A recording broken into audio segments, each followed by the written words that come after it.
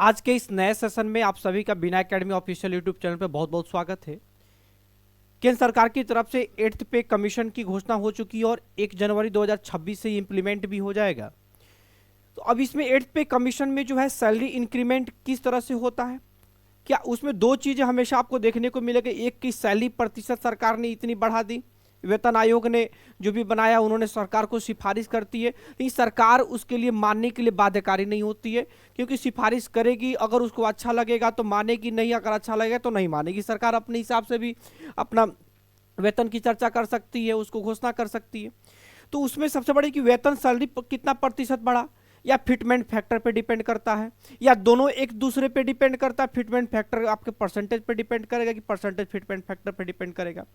तो आखिर इस बार 8वें वेतन आयोग में किस पे डिपेंड करेगा, और आपका 8वें वेतन आयोग में फिटमेंट फैक्टर क्या रहने वाला है। बहुत लोग कह रहे हैं कि सर 3 फिटमेंट फैक्टर रहने वाला है, 2.86 रहने वाला है, 2.28 रहने वाला है, 1.92 रहने वाला है।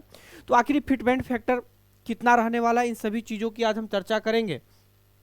और आज के इस सेशन में हम लोग ये भी चर्चा करेंगे कि इतिहास में सबसे ज़्यादा अगर सैलरी इंक्रीमेंट हुआ था आपका 2006 में 54% इंक्रीमेंट हुआ था, फिर भी उस समय फिटमेंट फैक्टर 1.86 था। देखेंगे क्योंकि उस समय आपका फिटमेंट फैक्टर 1 पॉइंट, देखिए 2006 में जब छठा वेतनमान आया हुआ था तो उस समय आपका जो देखिएगा यहाँ पे 54% सैलरी इंक्रीमेंट हुआ था। लेकिन 54% सैलरी इंक्रीमेंट होने के बावजूद आपका फिटमेंट फैक्टर 1.86।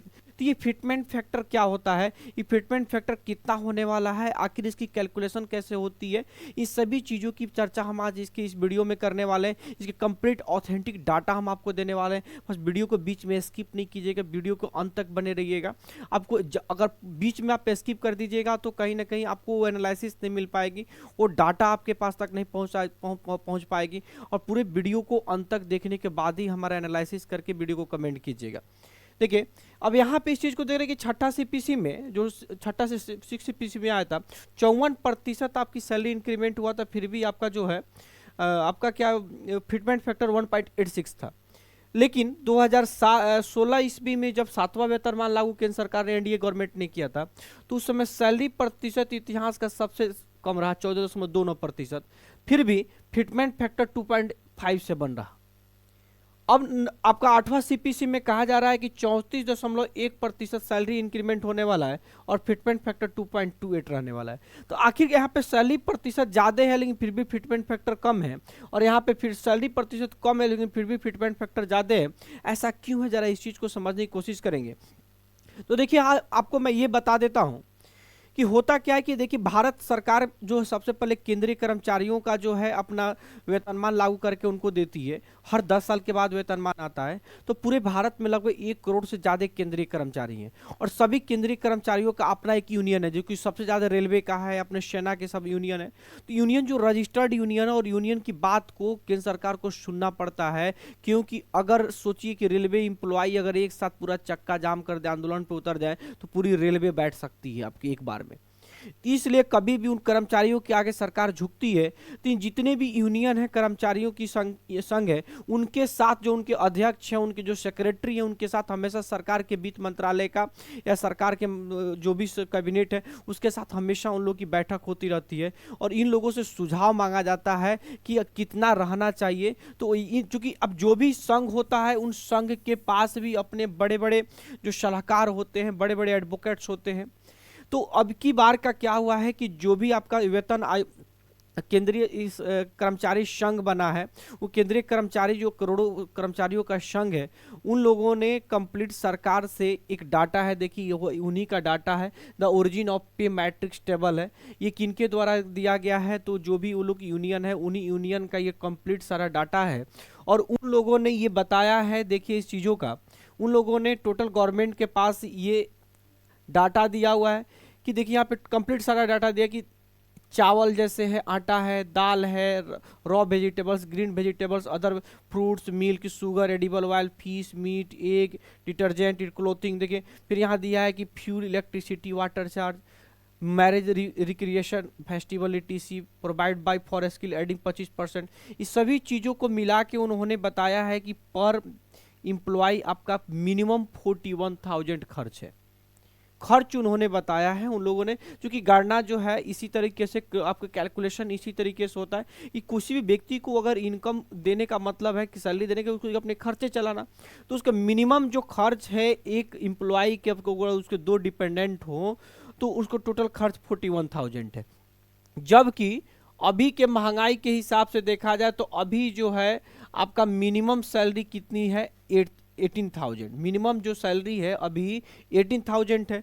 और अभी इन्होंने क्या दिया है टोटल कैलकुलेशन करके कि 41,000 रुपये है मिनिमम जो है एक एम्प्लॉय का खर्च है। तो इस हिसाब से अगर आप जाते हैं तो देखेंगे इसको 18,000 के जो मिनिमम सैलरी को 41,000 करने के लिए इनको 2.28 गुना जो है 18,000 का 2.28 गुना 41,000 है, यानी 2.28 गुना सैलरी को बढ़ाना पड़ेगा। बेसिक को आपको 2.28 गुना बढ़ाएंगे तब 41,000 पे पहुंचेगा। ये किनकी डिमांड है, तो कर्मचारियों के संघ का डिमांड है और ये केंद्र सरकार के साथ मीटिंग करके उनको सौंपा जा चुका है। लेकिन इन्होंने इतना नहीं सौंपा जा चुका है, देखिए इन्होंने सीधे यहाँ पे अगर हम डाटा निकाल के बात करेंगे तो देखिए ये सारी चीजें मैं आपको बताता हूँ। देखिए कितना चीजें इन्होंने, अगर यहाँ पे देख पा रहे होंगे तो कह रहा है कि द 7th पे commission about a pay matrix in a single page tabular format that includes all the pay scale and annual increments of 40 lakh central government employees. It is so simple and convenient to fix the pay on account of promotion और calculate check the basic पे at any stage without any arithmetic calculation.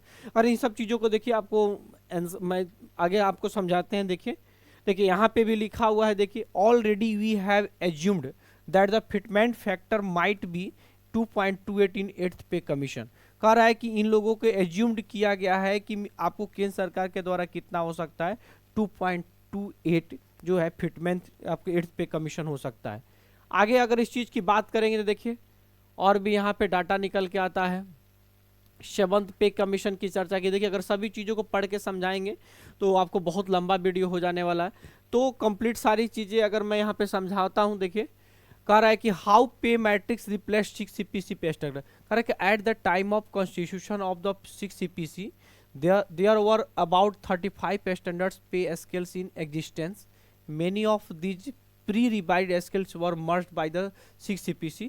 वही चीज़ें आगे और भी बढ़ेंगे, इसमें बहुत सारी चीज़ें चर्चा की गई है, हम वहाँ पे भी सारी चीज़ें आते हैं। देखिए ग्रेड पे वगैरह की चर्चा की गई है।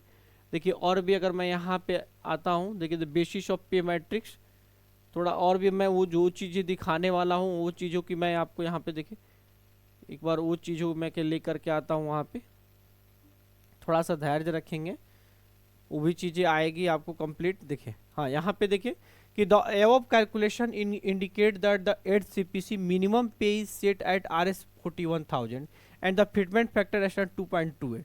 क्लियर। देखिए और आगे हम चलते हैं। देखिए इसमें और भी बहुत सारी चीज़ें होंगी। देखिए यहाँ पे सारी डाटा उन लोगों ने दे रखा है। यहाँ पे अगर इस चीज़ की देख रहे होंगे तो टोटल डाटा भी दे रखा है। तो यहाँ पे ही कुछ कहीं था, इसमें दिख नहीं रहा है आपको, तो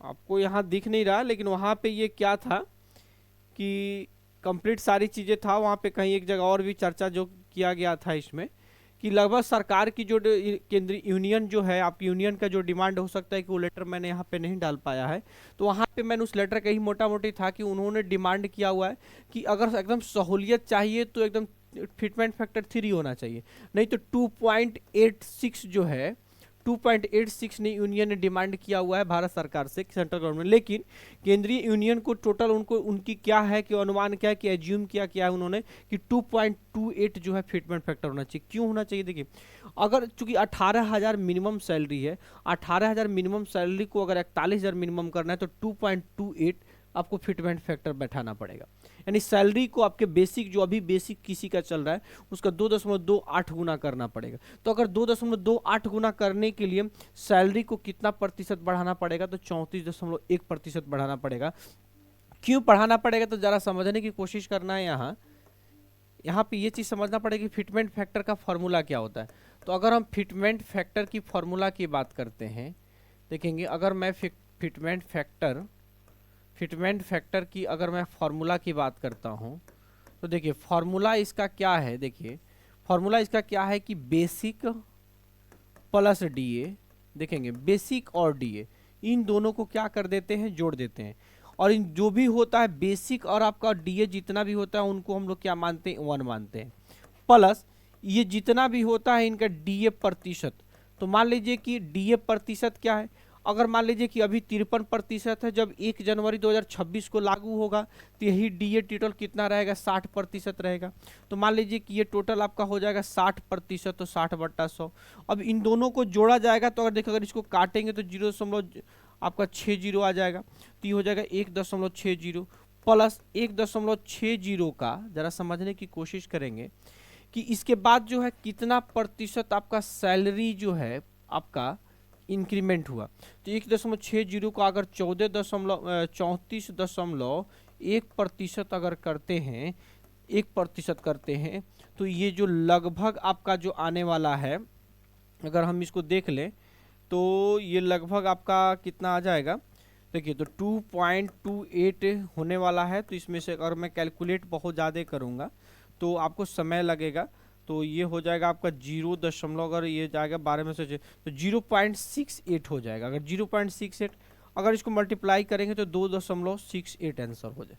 आपका फिटमेंट फैक्टर कितना हो जाने वाला है, 2.68 हो जाने वाला है। यानी कब, जब सैलरी। तो आपने यहाँ पे क्या देखा कि कोई फिटमेंट फैक्टर जो है, अगर यहाँ पे देखने की कोशिश करेंगे अगर आप, तो फिटमेंट फैक्टर क्या चीज़ पे डिपेंड करता है। देखिए फिटमेंट फैक्टर जो है, फिटमेंट फैक्टर क्या क्या चीज़ पे डिपेंड करता है।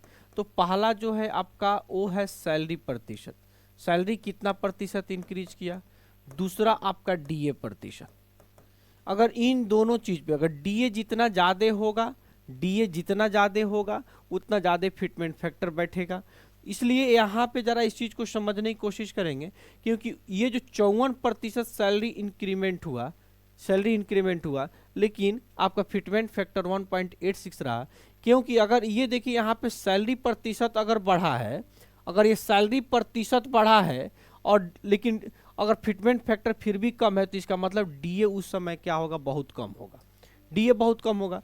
और यहाँ पे देखिए सैलरी प्रतिशत जो है बहुत कम है, तो इसका मतलब है कि डीए उस समय जो कितना प्रतिशत था, तो 125% था। याद कीजिए, क्योंकि 2013-14 में जब 2016 में जब इम्प्लीमेंट हुआ था 7वां वेतनमान, उस समय जो था डीए जो है 125% तक पहुँच गया था। तो 125% जब डीए ज़्यादा बढ़ेगा ना, देखिए इस फॉर्मूला का भी देख पाएंगे कि इस फॉर्मूला में जैसे डीए जब ज़्यादा बढ़ेगा, जब डीए की जब ज़्यादा बढ़ेगा तो आपकी क्या होगा, जब डीए ज़्यादा बढ़ेगा तो सैलरी प्रतिशत अगर कम भी बढ़ेगा। देखिए अगर दोनों बढ़ेगा, देखिए चूंकि फिटमेंट फैक्टर दो चीज़ों पे डिपेंड करता है, सैलरी और डीए प्रतिशत। तो अगर सैलरी प्रतिशत कम है तो डीए ज़्यादा होना चाहिए, अगर डीए ज़्यादा है तो सैलरी प्रतिशत कम होना चाहिए। तो इस वाले में अगर आप यही देख पा रहे होंगे कि यहाँ सैलरी प्रतिशत ज़्यादा है तो डीए कम होगा, तब इसलिए फिटमेंट फैक्टर हुआ। यहाँ पे सैलरी प्रतिशत कम था लेकिन डीए ज़्यादा था, इसलिए फिटमेंट फैक्टर ये रहा। तो अभी के दौर में क्या है कि डीए प्रतिशत कम है, 60% के अप्रॉक्स जाएगा जनवरी 2026 में। तो इसलिए उनको क्या करना पड़ेगा, सैलरी प्रतिशत थोड़ा बढ़ाना पड़ेगा, तब फिटमेंट फैक्टर जाके 2.28 जाएगा। तो इस तरीके से कैलकुलेशन करते हैं। बाकी जो है हमारे और भी वीडियो है, अगर फिटमेंट फैक्टर को और भी बेहतर तरीके से अगर आपको समझना होगा तो हमारे इस तरह देखिए आप हमारे यूट्यूब चैनल में जाएंगे और हमारे इस वाले वीडियो को जरूर देख लेंगे। यहाँ पे आप टोटल फिटमेंट फैक्टर का मैंने फॉर्मूला समझाया है, फिटमेंट फैक्टर निकालने के सारी चीज़ों को मैंने समझाया, तो इस वीडियो को जा करके देख लीजिएगा। अगर मान लीजिए कि आप अगर वेतन आयोग, अगर हम बात करते हैं कि अगर मैं आपको बात करता हूं कि टोटल वेतन आयोग जो 8th पे कमीशन में क्या क्या हो सकता है, तो देखिए यहाँ पे मैंने टोटल 8th पे कमीशन के बारे में भी वीडियो बनाया हुआ है।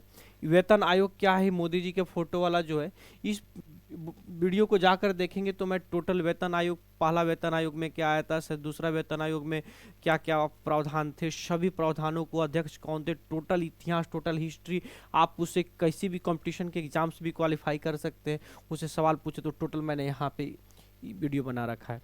तो इस सारी वीडियो को जा करके देखेंगे, उसका लिंक भी आपके डिस्क्रिप्शन में मिल जाएगा। और आपकी वेतन आयोग की से संबंधित कोई भी प्रॉब्लम होगी तो कमेंट में जरूर डालिएगा, मैं उससे संबंधित जरूर वीडियो लेकर के आऊँगा। तब तक कि आज के लिए जय हिंद, शुभ रात्रि।